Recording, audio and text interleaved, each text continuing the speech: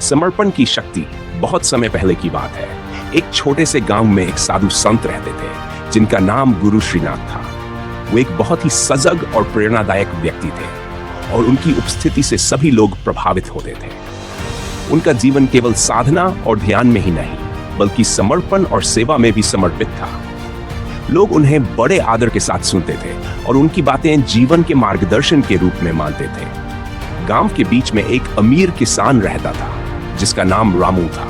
वह बहुत ही धनी था, लेकिन उसकी समृद्धि के बावजूद वह हमेशा चिंतित और दुखी रहता था। उसकी चिंता का कारण उसकी संतान की कमी थी। उसने कई बार कोशिश की लेकिन कोई संतान नहीं हुई। उसकी पत्नी भी उसके साथ ही दुखी रहती थी। एक दिन रामू ने तय किया कि वह गुरु श्रीनाथ से मिलने जाएगा और उनसे अपनी समस्या के समाधान की प्रार्थना करेगा। वह गुरु के आश्रम में गया और बहुत श्रद्धा के साथ उनसे मिला। गुरु श्रीनाथ ने उसकी बातें सुनकर उसे शांत रहने की सलाह दी और कहा, समर्पण की शक्ति को समझो और सब कुछ बदल जाएगा। ईश्वर के प्रति समर्पण को सही ढंग से प्रकट करो। रामू ने गुरु की बातों को समझा और उसने सोचा कि यह उसकी समस्या का समाधान हो सकता है। उसने अपने जीवन में एक नई दिशा देने का निश्चय किया और अपने परिवार के साथ मिलकर गरीबों की मदद करने का निर्णय लिया। उन्होंने अपने खेत की फसल का एक बड़ा हिस्सा गरीबों में बांटना शुरू किया और गरीब बच्चों के लिए स्कूल खोलने का निर्णय लिया। समर्पण और सेवा के इस नए मार्ग पर चलने से रामू की जिंदगी में बदलाव आना शुरू हो गया। धीरे धीरे उसकी चिंताएं कम होने लगी और उसके मन की शांति लौट आई। उसकी पत्नी भी खुश रहने लगी। उनका परिवार अब खुशहाल और संतुष्ट था। गांव के लोग भी रामू की बदलती स्थिति को देखकर प्रभावित हुए और उन्होंने भी अपने जीवन में समर्पण और सेवा की भावना को अपनाया। गुरु श्रीनाथ की बातों का प्रभाव गांवों पर दिखने लगा और वहां की समृद्धि और खुशी बढ़ने लगी। एक दिन रामू की पत्नी ने एक बच्चे को जन्म दिया। ये उनके लिए एक दिव्य आशीर्वाद था और उन्होंने गुरु श्रीनाथ का आभार व्यक्त किया।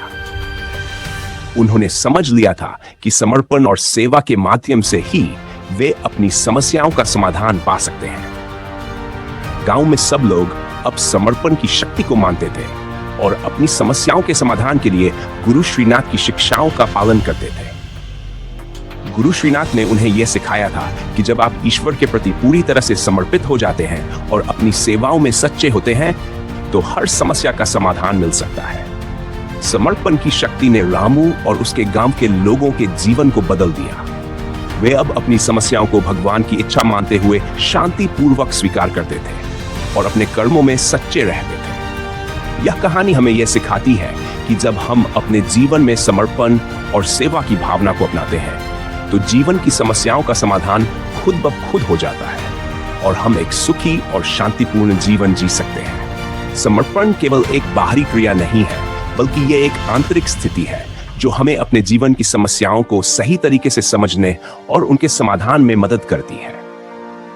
गुरु श्रीनाथ की शिक्षाओं और रामू के अनुभवों से यह स्पष्ट हो गया कि जब हम पूरी तरह से समर्पित होते हैं तो जीवन की कठिनाइयों को पार करना संभव हो जाता है। समर्पण की शक्ति का यह संदेश हमें हमेशा याद रखना चाहिए और अपने जीवन में इसे अपनाना चाहिए।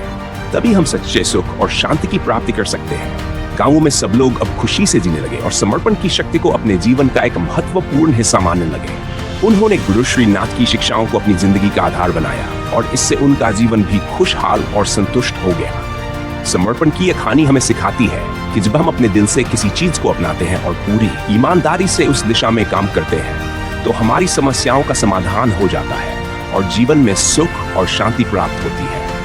यही समर्पण की शक्ति है जो हमें जीवन की कठिनाइयों को पार करने में मदद करती है और हमें एक नई दिशा देती है।